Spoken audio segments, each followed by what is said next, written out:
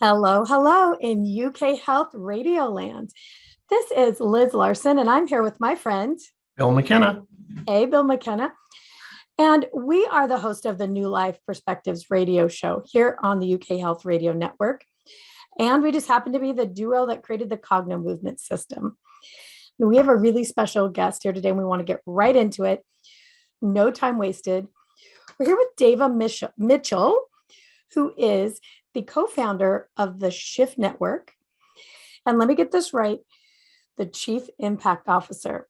So welcome, Devaa. And would you tell us what that means? What is a Chief Impact Officer?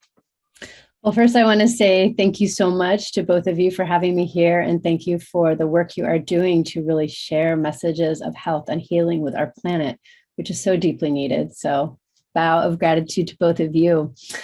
In my role as Chief Impact Officer, I feel really fortunate because not all companies have Chief Impact Officers.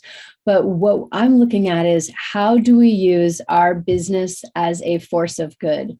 So we are a media and education company. We're a for-profit organization, but we have a lot of nonprofit aspects or public benefit aspects where we're really looking at how can we use the power of our network, the power of our financial donations, our intellectual power, spotlight power, like lifting up great organizations, because really the reason that Shift Network exists is to create a planet that is healthy, sustainable, peaceful, and prosperous. So we have a mission that's often more like a nonprofit organization would have, but we're going about accomplishing that through having a business. And so we believe that business can be harnessed to create wonderful products and offerings that really shift the planet, and our courses and summits and all the different programming we do does that. But then we also really look at, how do we leverage that to make the maximum positive impact on the planet. So that is my job, which I love so much. Well, that is a fantastic explanation. And you're the second person we've heard in a week who talked about a for-profit business that functions a lot like a nonprofit business. And that person told us that, there are a lot of limitations, a lot of hoops to jump through for nonprofit, but profit businesses can create profit and use that in a philanthropic way, and that there's less hoops to jump through. And I think that could be the new model of business that we move towards, is for-profit businesses that do good on the planet. So brava on that and creating that. And I know that myself and Bill want to know more about you personally, because we know it takes a lot to get something going and off the ground, and something that does what the Shift Network does. So would you share with us about you, what brought you to this kind of work? Sure. Yeah. And I really want to bring in my co-creator. I'm the co-founder of the Shift Network, along with my husband, Stephen Dinan, who is my co-founder, and he's the CEO. So this is really a labor of both of our love. We came together, and this now large company, but originally was born in our side bedroom when Stephen realized he wanted to take a sabbatical from work and started dreaming up the Shift Network, which originally came to him as a download in a meditation retreat. He was at a Vipassana retreat, and you're supposed to have empty, quiet mind and really let everything go from your mind. But instead, he got this massive download about this whole network that was wanting to come in to the planet to help shift the planet. And he ended up stealing away in the night and left the meditation retreat so that he could actually kind of write down and document everything that was coming to him. So the original download came through Stephen, but it was perfect for me because I was also someone who was raised with this phrase, which I shared earlier with you, Liz and Bill, which is, to those to whom much is given, much is expected. And it sounds kind of trite, but to me, it really was something that someone mirrored back to me, actually, that I was in high school with. And years later, he said, you're the only person that I knew in high school when I was saying, he was asking me, what, you were so studious and you were really diligent, and the rest of us were fooling around and not paying attention. And he said, one time I asked you, why do you work so hard and why are you so diligent? And I said, I feel like I owe it to my parents who are paying for my education. I was really gifted that I got a private school education. And I kind of really took it seriously that, I was born into a life of relative privilege and I wanted to give that back. And that was an impulse that I had, but it didn't really come to full fruition until, as a high schooler, I was given the opportunity to go as a part of a student kind of community service mission to Kenya, Africa. There was a young Kenyan woman who was at my high school, my private high school, and she had been brought to my high school by an anthropologist because she had diabetes, actually, and there was not treatment for diabetes in the village that she lived in Africa. But sort of as a give back to that community in Africa, this anthropologist said, I'm going to put together a trip for a whole bunch of kids from this high school to come and help build the library and raise the money for the library in a girls' school. And so I sort of hate to admit what was true, but I really joined that trip because my best friend wanted to go on the trip and I wanted to go with her. And at that time, I wanted to go and be with her more than I even wanted to go to Africa. I didn't really know what that represented. And ironic twist of the universe was she actually didn't end up going on the trip at all, but I went. And that really was a huge turning point in my life from, I grew up in California, relatively privileged lifestyle, and then was launched into Africa where we were welcomed into the heart of an amazing community in Kenya, in an area called Karagoya, Kenya. And it was a huge wake up, though, that there was so much love and energy and great vibes in this whole community. But in terms of finance and actual physical means, there was so little. And I had come from a private high school with a big, beautiful library where I could check out as many books as I could possibly carry home. And the library at this girls' school, before we got involved, was a locker that had maybe 30 to 50 books for all the girls in the school. And there were hundreds of girls in the school. And so, and it was a girls' school. So also in Kenya, the girls' education was really not prioritized at all in the same way that it is here. And so that just kind of put a new vantage point in my mind about how do we create a world that works for all and that where everyone is given access to the same kinds of opportunity. Now, I know, not everyone is going to have the same access, but at least to have the intention and to make it more possible for someone, no matter where you were born, no matter how you were raised, to have access to opportunity, especially for education.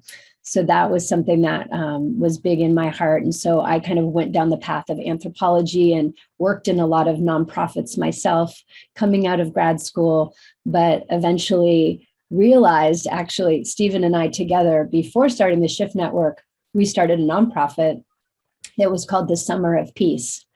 And that was born out of a retreat where someone asked me, what keeps you up at night? And if you could change one thing on the planet, what would you change?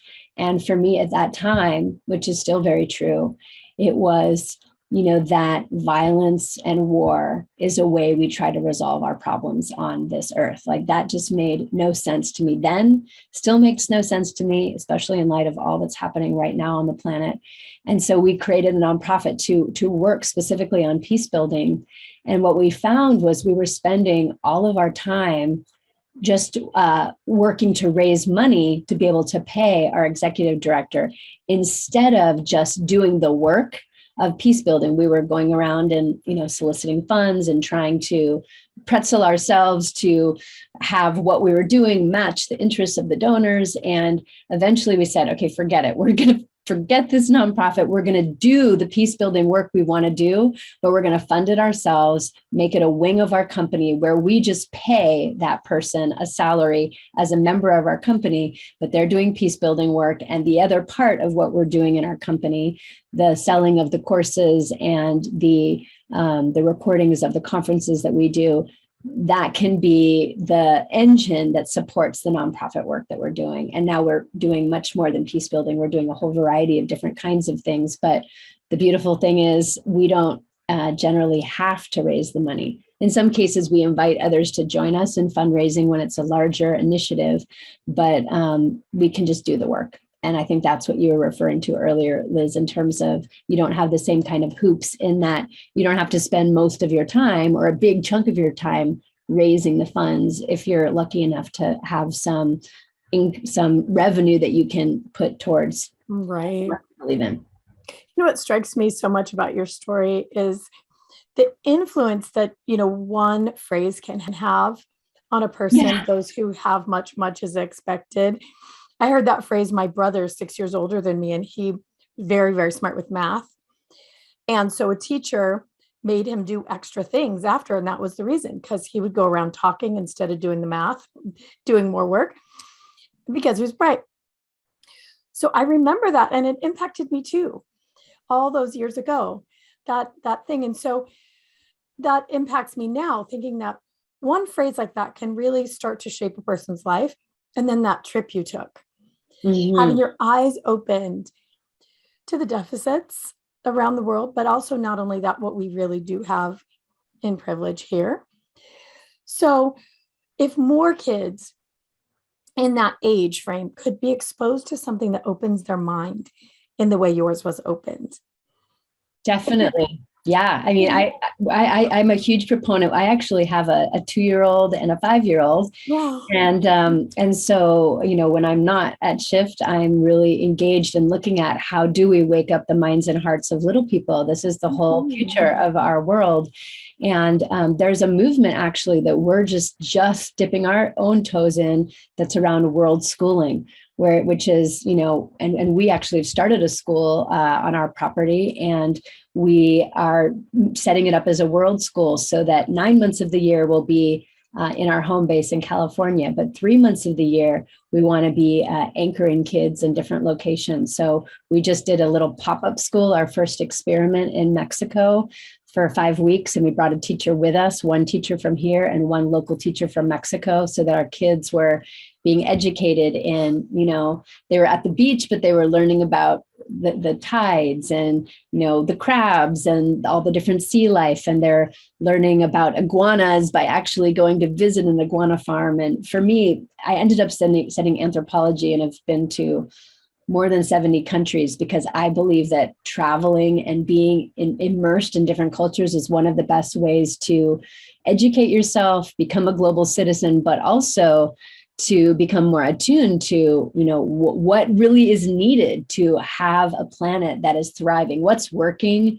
When you see and feel the pain points in a very different way when you travel to places. So I think that it's as young as possible, exposing kids to a variety of different kinds of scenarios and the idea of being a global citizen more than any particular citizen of a country, I think is fundamental to shifting the paradigm of war on our planet. If kids are global citizens, it's like you don't imagine California going to war with Arizona.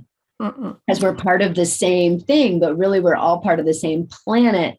So how is it that, we're waging war? I couldn't agree with you more. I mean, that was something with my kids, is having them go out of the US and see something else. Because we don't know. If we can't see it, we think everyone's just like us. And they have what we have, and they know what we know, and they be what we be.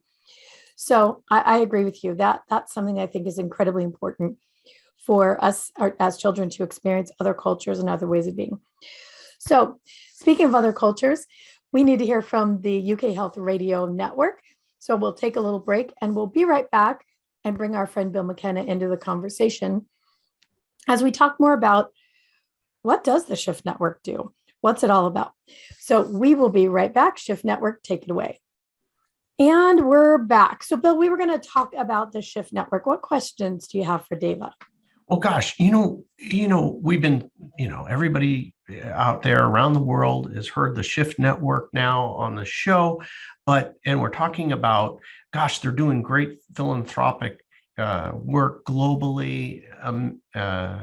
But what is the Shift Network? What kind of classes? What is seminars, classes? Tell us about that. What is it?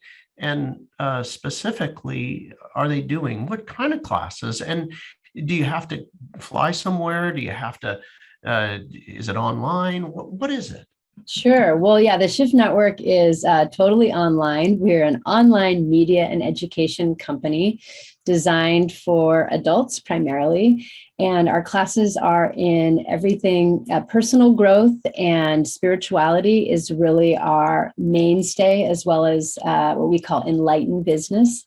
So you can take courses from anywhere in the world, from the comfort of your own home. And, this is now a very popular idea since the pandemic.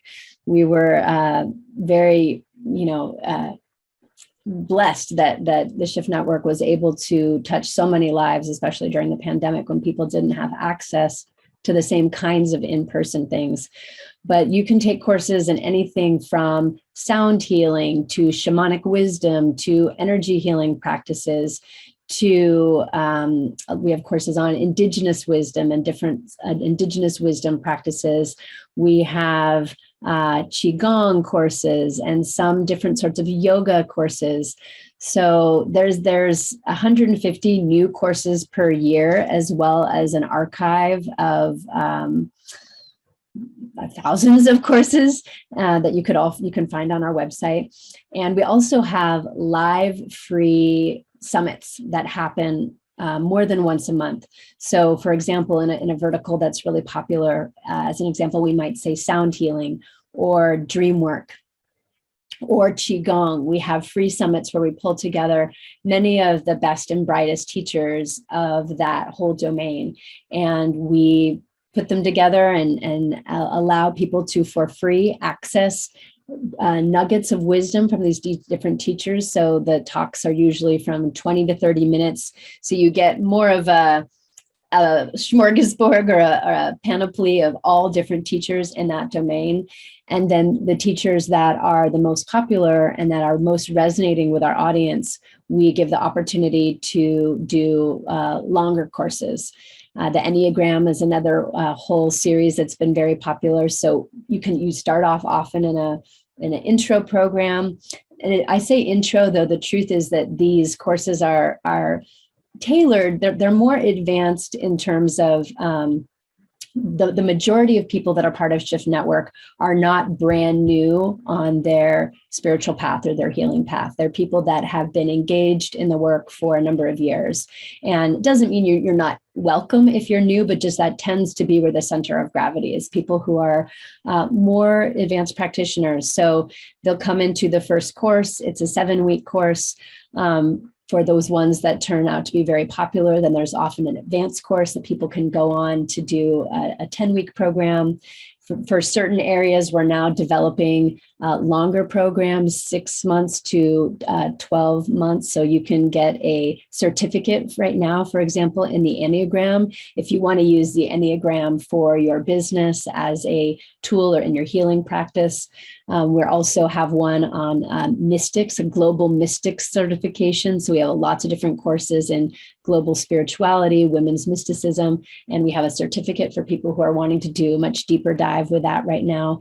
And so it's kind of the full gamut, all the way at the very shortest front end. We have an app that can be used on your iPhone for quick shifts and short pieces of content. If you want a course that's 10 minutes a day, I myself lead a course that's on healing the mother wound.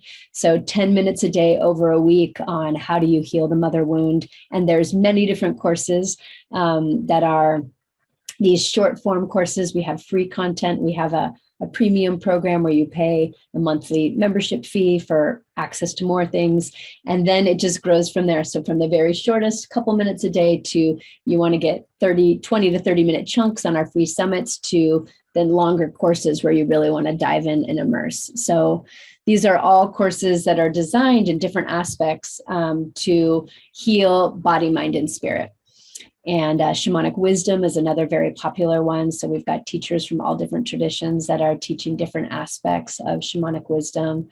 And there's within each, we call it a vertical. So within sound healing, do you want to do sound healing with drums or flute, or you want to work with the science aspect? So there's many different offerings that are available. And our intention was to create, offerings that can help heal the individuals, and knowing that as we're more healed and whole, that ripples out into our communities, our families. And, our largest intention is really to create a shift on planet Earth. But by starting with the individuals and giving each of you the tools and techniques to make your lives more thriving, sustainable, whole. And then from there, spilling over into how can we also work with shifting the infrastructures and media and different kinds of things, all the different pieces that need to shift to really have a world that works. Oh my God. I hope all of y'all was listening globally here. Think about this. How the heck are you going to find all the great teachers in one place, right? They're not in your hometown. Right? You may have one master in your hometown, right? And if you're lucky enough to get to somehow know that person, but this is a place you can go to today that you can select and learn from these master teachers, all to the degree that you're ready in whatever area you want right here today. And that is amazing. I mean, it's no surprise your husband got this as a download, like just information coming when in deep, deep meditation, and even the name, I want to shift the world, shift how we feel.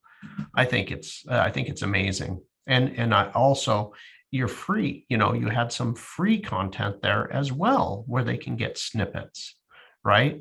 Yes. To immediately help. So there's that little bit where you can just go in and have a little taste, see how it goes, and then and look around and see the courses that might be of interest to you. How exciting. What I think is really cool about that is, Bill and I are also really big proponents of daily session.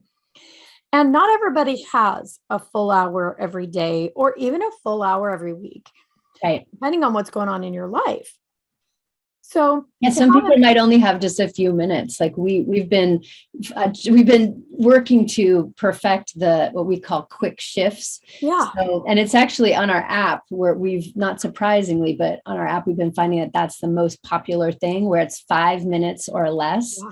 Where people can, do a 5-minute practice and come into a state of greater well-being. So that's been really popular. Oh, that's interesting. Super useful. Yeah. That's so. Sorry to interrupt. Just so that's really interesting. So you found that there's a huge movement towards these quick techniques, that very millennial, if you will. I like to, just like you got a little bit of time and you need it to be super effective. So that's where the gravitation is towards.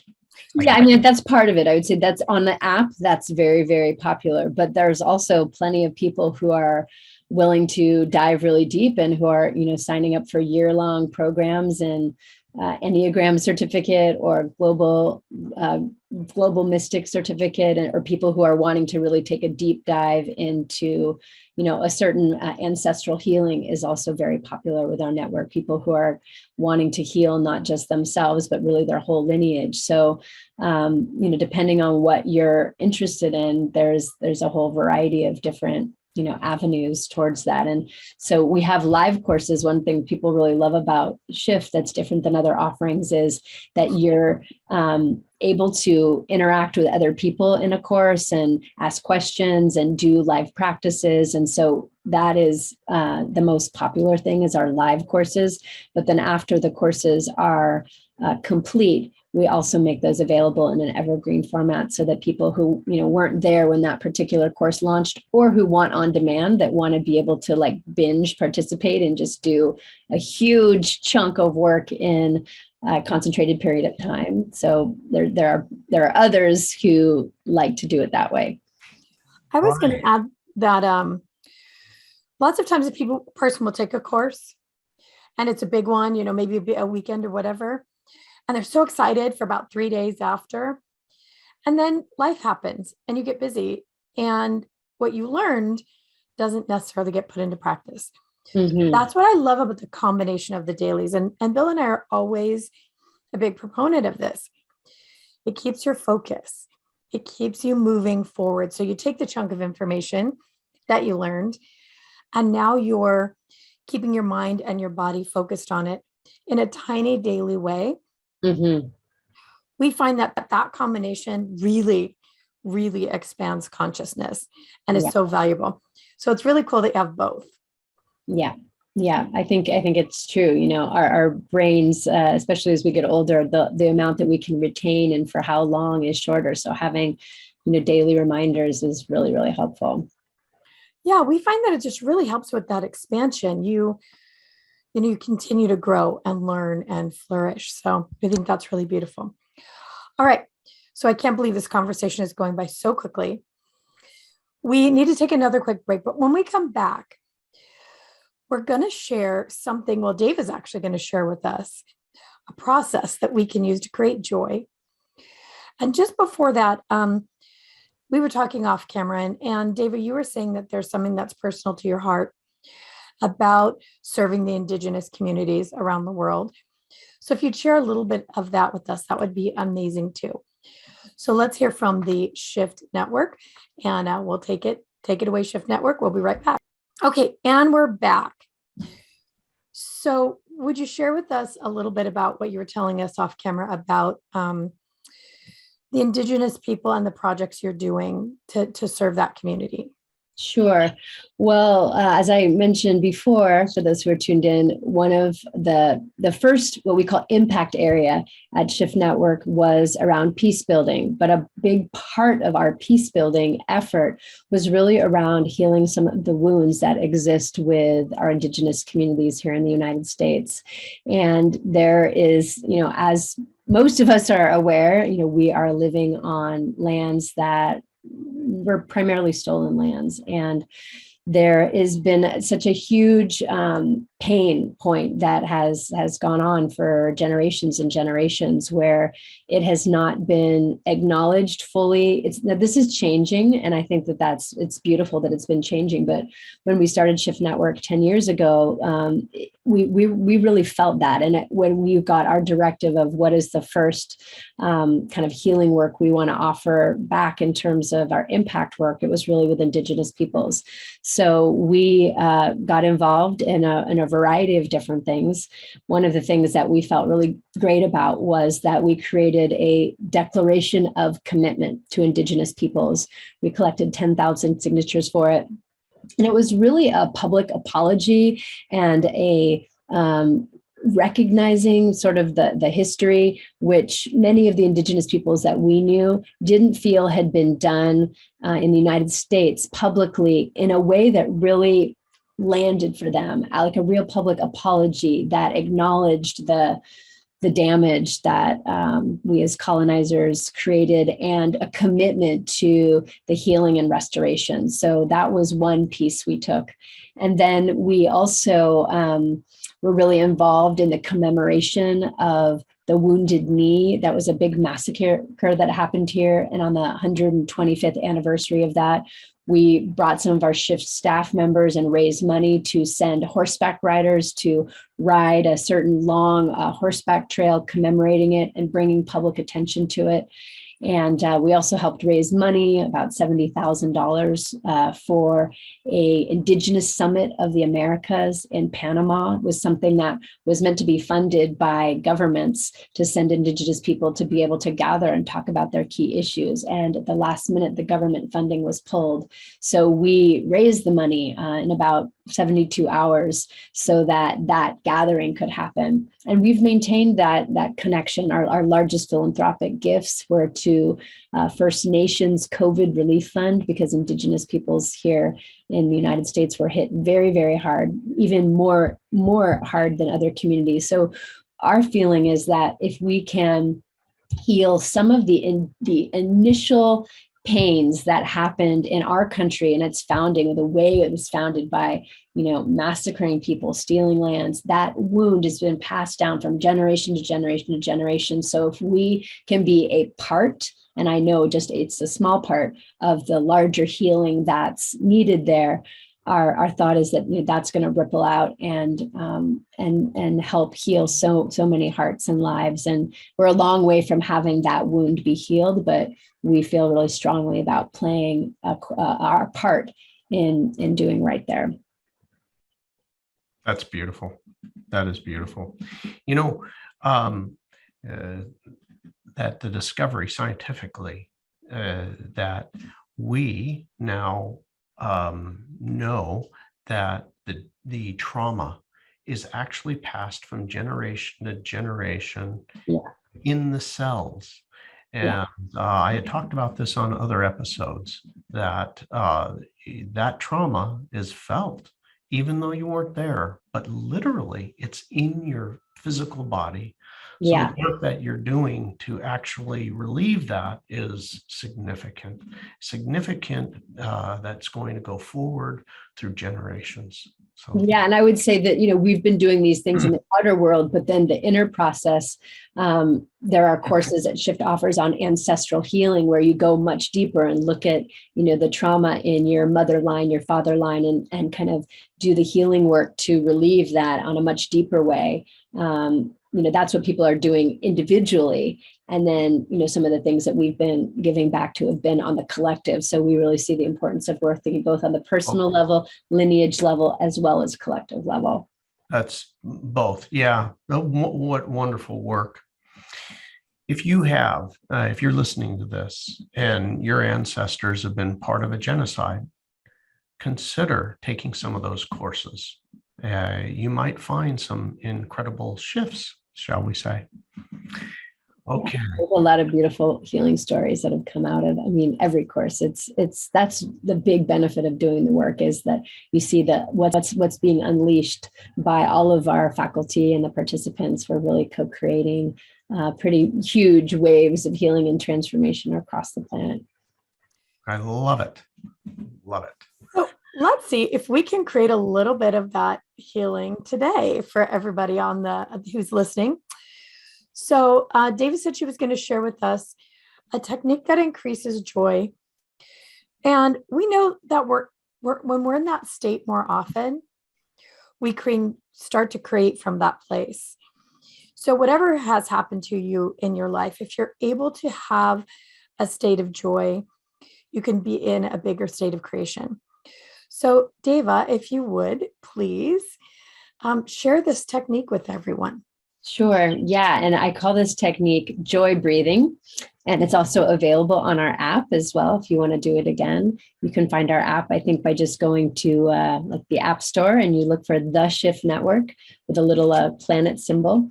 And there's lots of free content there. But this one is called Joy Breathing. So if you've just been in a heavy conversation, sort of like the one that we've just been having about trauma, or you're just feeling like a little bit off kilter, or you just want to come back to a place of center, this is a very simple practice to do that. So I'm going to ask you, wherever you are, to get yourself into a comfortable position. If you have the ability to put your feet on the ground and sit up straight, I would encourage you to do that. And if you are in a safe place where you can close your eyes, do that. If you're driving, please do not close your eyes. But I want to invite you to just start taking some deep breaths into the bottom of your belly. So belly breathing. So as you're breathing in, your stomach should be puffing out.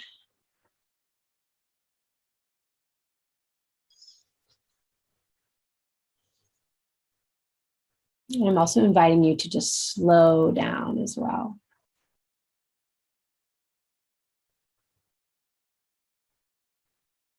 Now I want to invite you to imagine a time in your life, remember a time in your life when you really felt in a state of complete joy. And if there's not a situation that comes to mind, you can imagine it in the future. And what you're really focusing on is the feeling you had in your body, in your heart. So with each breath in, I want to invite you to imagine that you're breathing in and you're enlivening, starting with your heart, that lived experience of feeling joyful.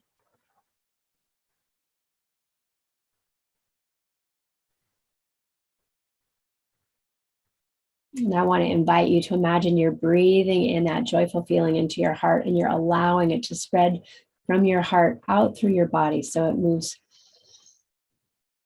in on the in-breath, and then like it starts to expand and it's flowing through your full torso. It's flowing all the way up to the top of your head.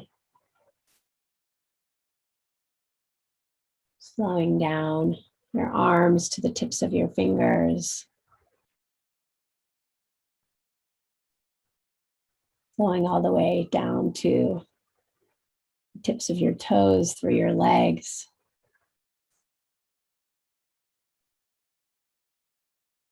Now I want to invite you to imagine as you're breathing this joy blueprint into your being, see if there's also a color that comes in that feels like the color of joy in this moment.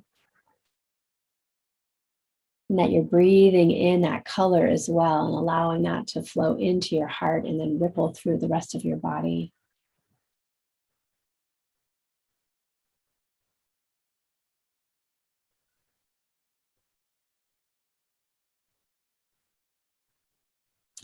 And now I want to invite you to see if there is a sound frequency that feels like joy to you, that sounds like joy to you.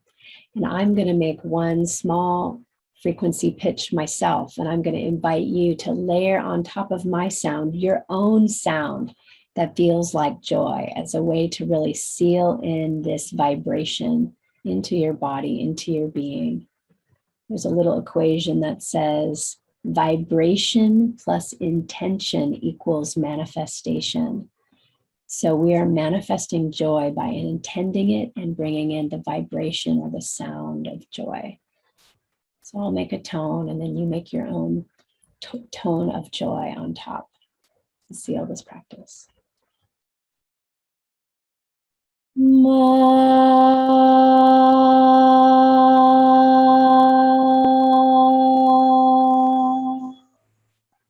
We're going to do it 3 times.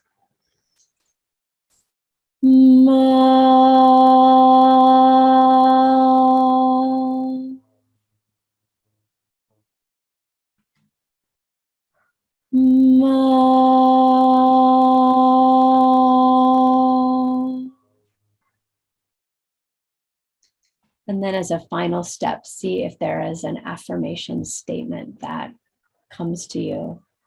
It could be something like, I am joyful, or I am love, I am peaceful. See if there's something that feels right and true for you. It's just kind of a joy affirmation.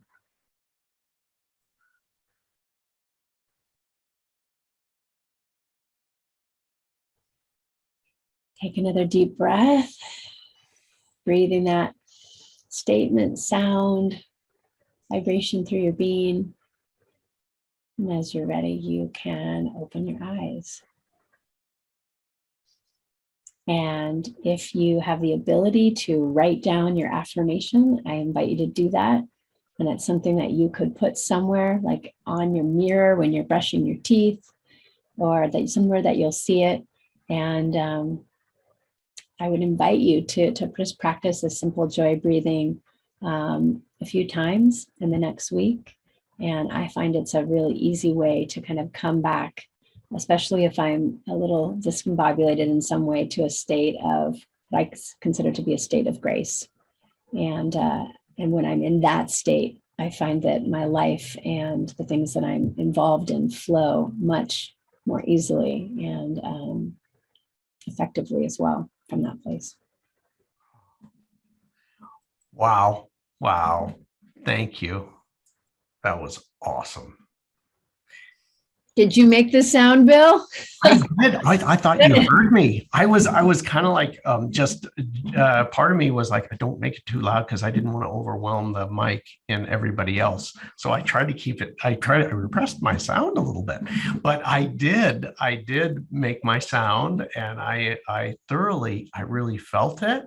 I enjoyed it. It was so easy to come back to those points in my life where that, I really felt it in my body, and then to have the sound, I never really considered that there is a sound to my joy. Mm-hmm. People don't work with sound as much, right? Like we just talk, but people can be very shy about making a sound. I do a lot of sound healing practices, and it's very powerful for clearing, making sounds that also aren't like nice sound. Like I was making a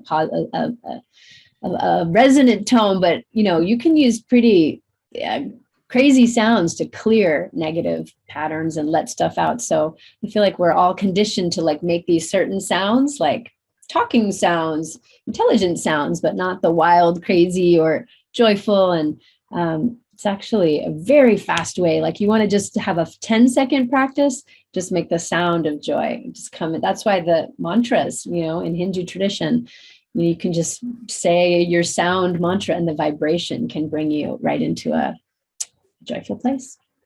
That is, that is so smart. One of the things I love about the Shift Network is there's ancient wisdoms that are being brought forward. People would have to go to Nepal or the Himalayas or, Tibet. And here, how do you get access to this information and these teachings? And here you are, something like so simple like that, the mantra, right? That has been around forever, but there is a wisdom to it. There is a innate response to a frequency in our bodies. Yeah. And you guys are providing and making this accessible for everybody, no matter. That's an important word. Actually, you've said access a few times, and that's one of our little mantras at our company is democratizing access to the world's wisdom teachings. So how do you make it available? So it's not just, as you said, for someone who has the ability to travel to Nepal, which I am blessed that I have done, gone to Nepal, gone to India, gone to these places, but to make it accessible for everyone everywhere. That's what's, well, I don't know if it's required, but it's certainly helpful to create a planet where we're all thriving because we have access to the teachings that teach us how to do that. What's really cool about that is 3 bells on that. Yeah. There you go. What's really cool about that is that it used to be you had to have someone in your family that could pass this lineage down, this knowledge down, verbally, orally. And now we're doing it for each other globally. It doesn't have to be a part of your culture because now we're a part of each other's culture. We get to share this information, learn it, deeply apply it to our lives and pass it on through this amazing internet that we have now. So it's one of those ways that these wisdom teachings can be shared. And so we encourage everyone, if you learn this and try it today, share it with someone else. Give them the gift as well. So Bill and David, we're right up against the hour. But we've never done this before, but we're going to do it this time. If you are listening here and this interview has ended, come over to the YouTube channel, Cognomovement. It's Cogno and the word movement. So cognitive, COGNO, and the word movement on YouTube. And Devaa has offered to give us an extended sound healing lesson. Would you call it that? A lesson, a process, a technique? Yeah, it's a practice. It's a sound healing practice that we're going to do that's for clearing blocks that are, show up in your body system, clearing blocks and then calling in a new pattern. So it can be used to clear usually anything going on in your life. You're having a fight with someone, you're having a sickness, it often shows up in your body. And so to kind of clear out a block and then call in a new pattern for manifestation. She's speaking our language, isn't she, Bill? All right, everybody. Thank you. Everybody in UK Health Radio Land, thank you for being here with us this week. Thank you, Devaa. Thank you, Bill. We'll see you all again next week. Join us on YouTube for this next technique, and we'll see you all again real soon. Bye for now.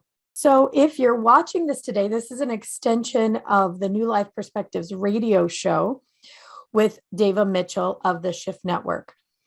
So Devaa has offered so graciously to lead us and teach a process, a technique, if you will, around sound healing. So if you haven't seen the episode on the UK Health Radio, go back and listen to that one first, where Devaa shares about a joy exercise and breathing that also includes a little taste of a sound technique as well. So this is an extension of that. And we're going to ask Devaa just to take it away. All right. Let me just give you a little background for anyone who missed that interview.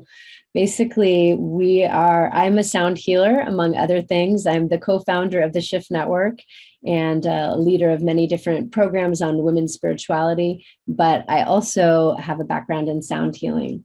And from my own experience, sound is one of the spiritual technologies that is most effective and fast for bringing healing into your life. And so I am someone myself who has sat many meditation retreats, done many yoga sessions and still do, and hundreds, if not thousands perhaps, of workshops. I mean, maybe hundreds, but a lot.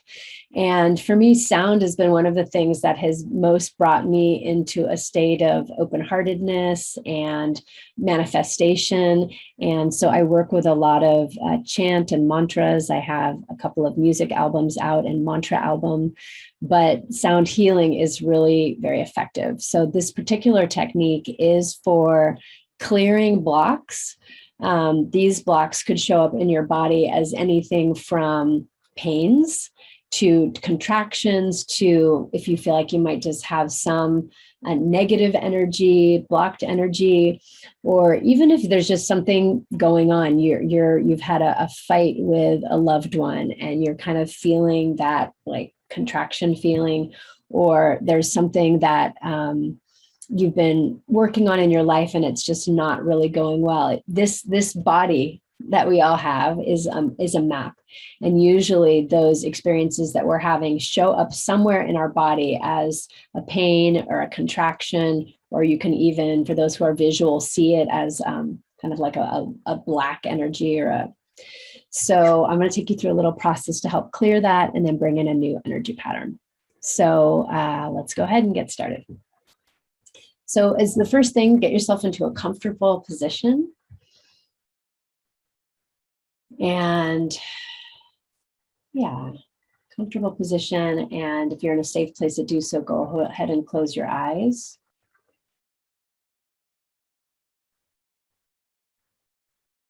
And I'm going to invite you to scan your body and to see if there is anywhere that the energy is feeling a little more, if there's a pain point, that's an obvious thing. So notice if there's a pain. And if there's more than one pain, notice which one is calling for your attention the most. If there's no pain, but you might just notice as you kind of scan up and down your body, there could be some place that feels just a little bit tight. I notice my shoulder back here feels a little bit tight. And some of it could be from something that physically happened. You had an injury or you're carrying something too heavy, but either way, just notice if there's a contraction pattern. And if you don't notice contraction, just see if there's anywhere in your body that would like some more attention.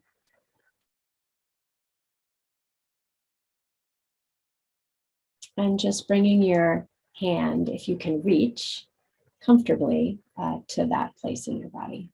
And if not, if you can't reach it comfortably, then just imagine that you're extending like your attention to that place. You're bringing your full awareness there.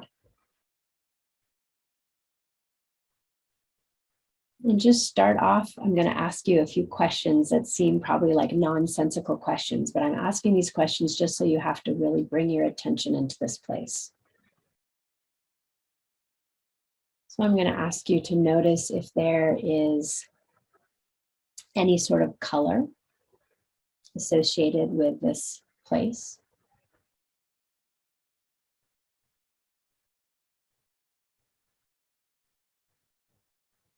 Noticing the texture. For example, it could feel like cold like ice, or like hard like ice, I should say. Or it could feel bubbly, or it could feel rough like sandpaper, or it could feel like jagged like a shard of glass. Just notice the texture.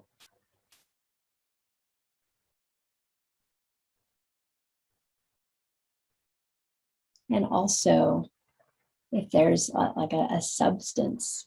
So for example, I mentioned ice, or it could feel like metal or lead, or something very different. It could feel like ice cream. Just notice any texture, any substance.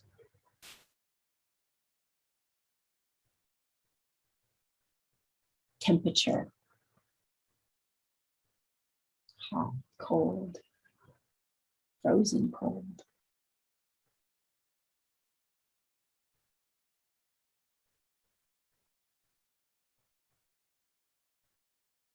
Does it feel like this place could hold water? And if so, how much water could fit into that spot? It might not make sense. It might feel like a whole ocean could fit into this small spot in your body. Non-linear.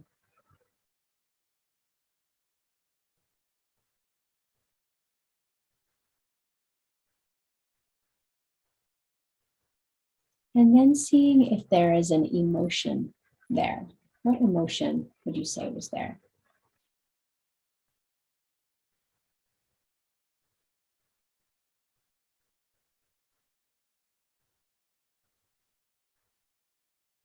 And now imagining that this is a little plant and that emotion is one leaf on the plant, but there's another leaf underneath it. So what, if you were to dig a little bit deeper, what emotion do you imagine could be underneath that?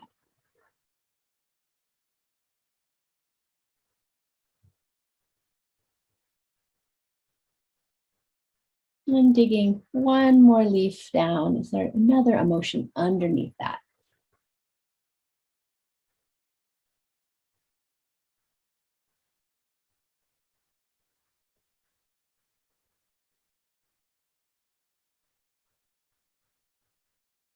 And so there's this whole little emotion pattern that is living in your body, being in this place. And I want to invite you to imagine that plant, those little leaves you are seeing of the plant, imagine you're going back in space and time to find a little seed. When that seed was originally planted, and see if there's an age that feels associated. Just trust what age comes when that seed got planted. Could have been when you were a child, could have even been in utero, could have even been between lives, or even a past life. Just notice whatever comes and just trust the impulse.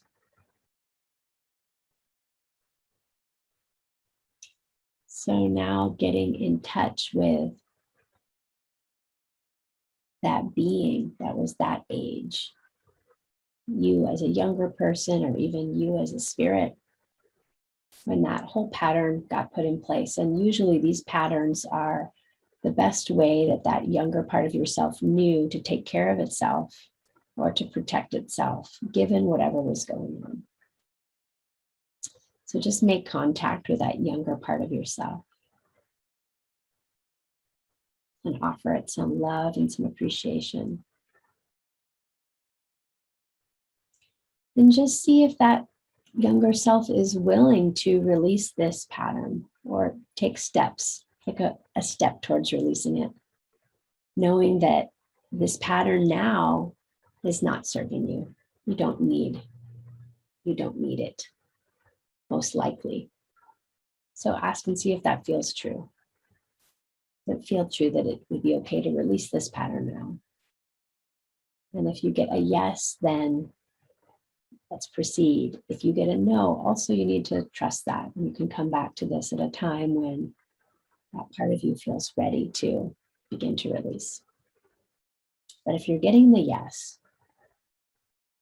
then first just opening your inner ears and asking this little being, is there anything that it wants to share about the time and space, the situation where this energy pattern got created? What was happening? And anything that you need to know needs to be communicated before this pattern can be released.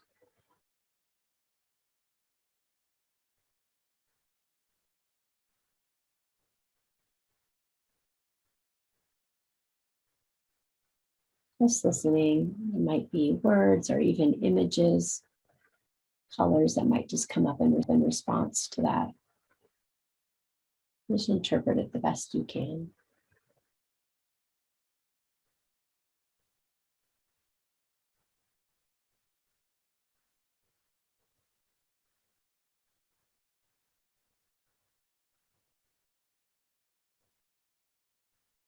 And also now asking this younger part, how did this energy pattern serve you?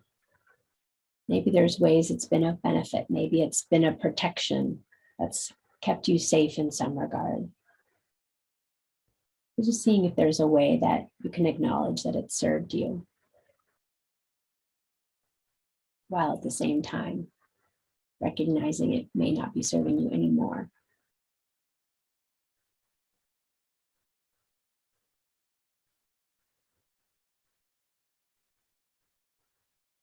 Okay, now with that, thanking this younger part. And I'm going to invite you now along with me to imagine that part of your body, the one that is feeling the contraction or the part that's wanting the attention, could make some sound, and that sound would actually release this energy pattern through space and time. And I'm going to invite you to make sound, and I'm also going to invite you to let your body move along with that sound. So I'm going to start making some very gentle sounds and movements myself that are meant to serve as a foundation upon which you would make your own sound and movement. And this sound can be as big and as wild and loud and crazy, or as soft and gentle and delicate as you need. We're each so individual, so everyone's going to have a very different sound pattern. And if you are not in a place you could make sound, or if you could go close the doors, pause this recording if you need to, so you can get into a space where you feel like you can be totally comfortable making as loud sounds or crazy sounds as you want, that would be helpful. So I'll just give you a second to do that. All right, now I'm going to make more quiet and gentle sounds so that I don't distract you from whatever sounds are coming through you, but I want you to feel like you have company and you're not just making sound into a vacuum, which can be a little bit uncomfortable for some people. So I'm going to start making some and then join on in.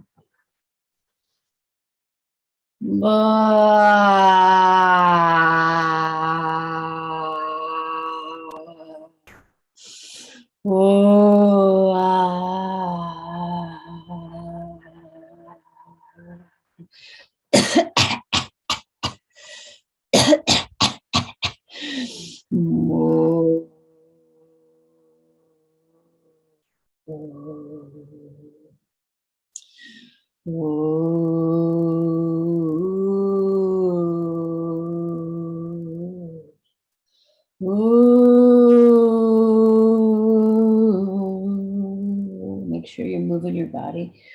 Whoa.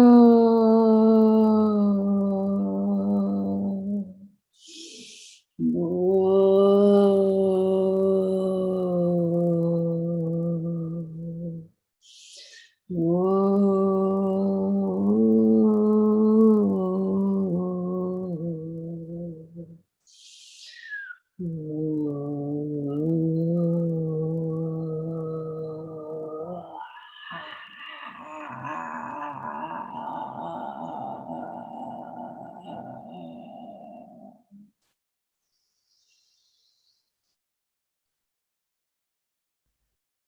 Just noticing where you're at. If it feels like there's a lot more wanting to come through, then I invite you to pause this video and take all the time you need to fully express exactly what's there and exactly what wants to fully be witnessed by you and your older, more wise self. So pausing now if you need to do that, if you want to do that.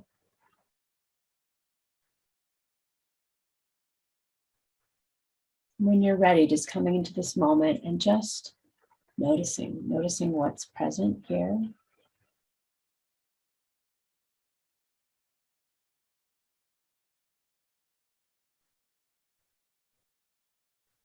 Noticing if there's been any shift. There may have been, there also may not have been. Just noticing what's true without attachment.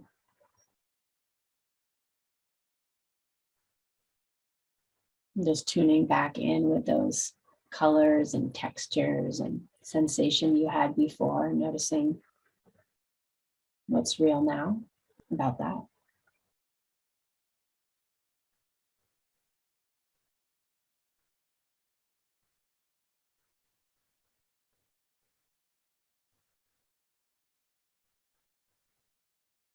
Just giving yourself a moment to relax into the space.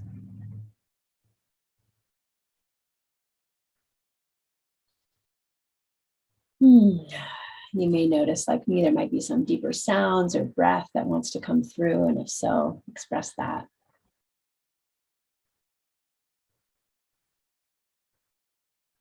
Now you've created, likely you've created some space inside, and so now I want you to just feel into what is the emotional state. You've just released one emotional state. What emotional state do you want to bring into this space?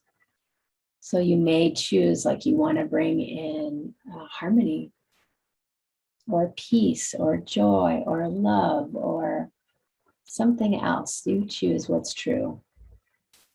What is that state that will really support what you're up to in your life at this time?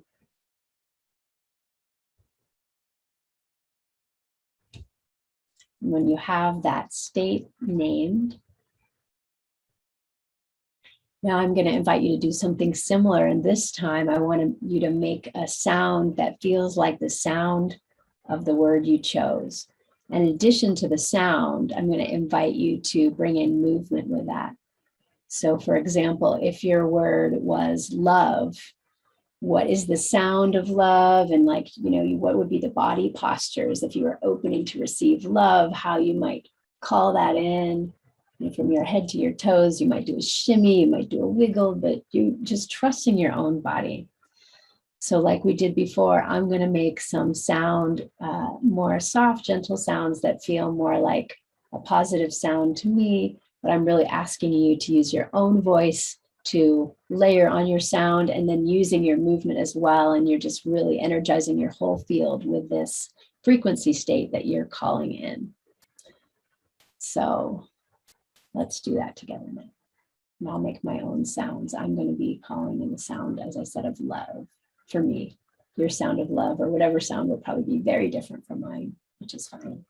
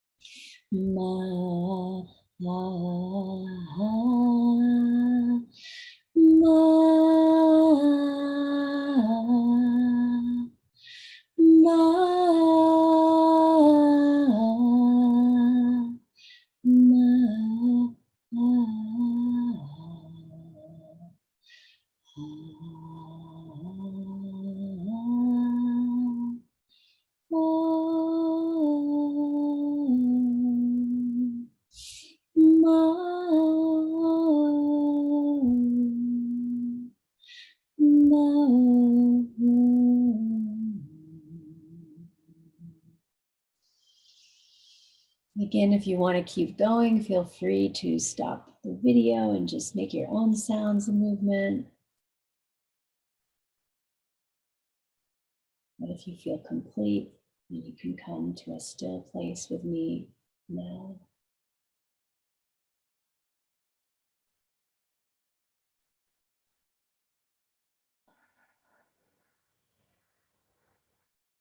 Just tuning back in with that younger part of yourself. What is here now? What is present? What is available?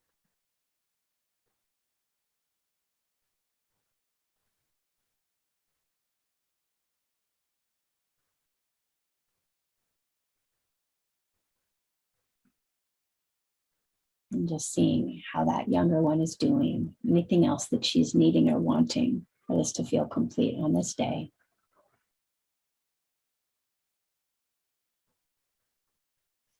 And asking this young one if there is something that you can tangibly do in your life later today or tomorrow to really anchor this in, anchor in this new frequency state. So as an example, it could be like, I would love to take a walk in nature for 10 minutes a day, or I would love to go get an ice cream cone, or whatever this younger part needs to help anchor in this more positive state. And if you can do it more than once, and check back with this younger part and see what it may need, which could change through time. It's really beautiful to keep this younger part engaged so that you are in connection with your younger self that might have other things it wants to share about. If you listen, journaling can be really helpful, journaling with the younger parts and what they're needing and wanting. And then finally, just asking this younger part, are we complete for here and now after you've listened? And when you listen for as long as she needs. Again, stop the video to do that if you need more time. And when she is complete, just check in to make sure you, the adult part, is feeling complete too. If not, what needs to happen for you to come to completion? Do that now. And as you're ready, we'll complete this process together, just joining hands in front of heart. And we just bow our heads saying, thank you to all parts of our being. Thank you for making the time and the space. Thank you for listening. Thank you for making sound, taking some risks. Thank you for your commitment to your own healing and holding on this day. Blessed be the gift. Thank you. Wow, that was really lovely. Thank you so much for that. You're so welcome. Did you notice anything beneficial for yourself? Yeah, it was an interesting process for me. So I've been having a little trouble with my sinuses. And what really stuck out to me is how much my body wanted the vibration. So for me, the sound was humming, different tones of humming that felt really great to that area and to my upper chest. The vibration part of it really seemed to, ebb and flow and expand. So that's the part that's sticking out to me right now. I'm sure there'll be other things later, but that was humming is part for me. It's so simple. And like humming, I think there's an incredible sound healer named Jonathan Goldman who anyone who's interested knows much about sound healing will know him. And he's been really wanting to do a whole course at Shift Network just on humming, which sounds so simple, but it's the vibration. The vibration is really, really powerful. So I invite you to hum every day. Yeah, I think we forget that part. When my babies were little, that's what I would do, is that hum, for the vibration. And they always love that, they're on your body. And I think, well, maybe it's just speaking for myself, I forget that part of vocalizing and singing, that there really is that vibration that all of the cells get to experience. So for me, that was really beautiful. What about you, Bill? Well, quick comment on humming. That is, the ancients knew this. It will actually open up your energy, and very specific, different tones do different things. And they knew this. And so again, wonderful science being brought forward, into now with the Shift Network. I really enjoyed it. For me, it turned out it was just at my belly button, and there was the looking there, and then the humming, and it all got bright, and I could feel the churning, and then the all moving up, the energy moving up, and I felt in my heart, it felt expansive. It's like, that's how to run your day, is feeling good like I'm feeling now. So yeah, thank you. Yeah. I will say too, you can take it to another level, like for anyone who really likes this and is interested. My personal website is my name, devaa.com. And I have a 3-part series where there's clearing, but then after you clear, the next steps are really going into manifestation. So first you clear out all the old stuff. We did some of that today, but then going into then how do you harness the positive energy to really manifest? And I have a little 3-part series that's on that, but some people it's free. So some people might enjoy that. I think it's called, the name is like Manifestation. I think you'll find it on my website. It's like a little 3-part series that some people might like. But as you said, starting the vibration and the state that you're in, when you're more clear, and it's like, then you can create a lot of positive forward momentum in your life from that place in consciousness. Yeah, beautiful. I Hey, love Bill, it. doesn't that belly button point match your core attracting feeling? Is that your spot as well? It is. So it activated Yeah. that for you too? It did. We so Liz and me had we should probably stop the recording, right? Wait, you want to edit this out maybe? No. Whatever you want to do, Bill. We can, we're rolling. So Okay. it's a Bill McKenna classic hijack. I just wanted to ask you about that. We can let Devaa finish up, and then we can talk off camera if you want. Okay. All right. Well, anyway, yes, it's good. It's good stuff. And yes, it's all interrelated. Awesome. Glad you both got some benefit. Yeah. You did. That was beautiful. Thanks so much. And everybody, if you did this and you enjoyed it, send us some feedback here on the Cognomovement YouTube channel, but also reach out to Devaa. So it sounds like a couple different places.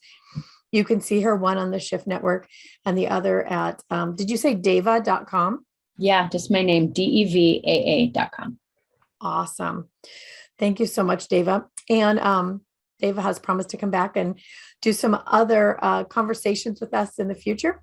So you'll be seeing more of her. And for now, this is us. We'll see you again soon.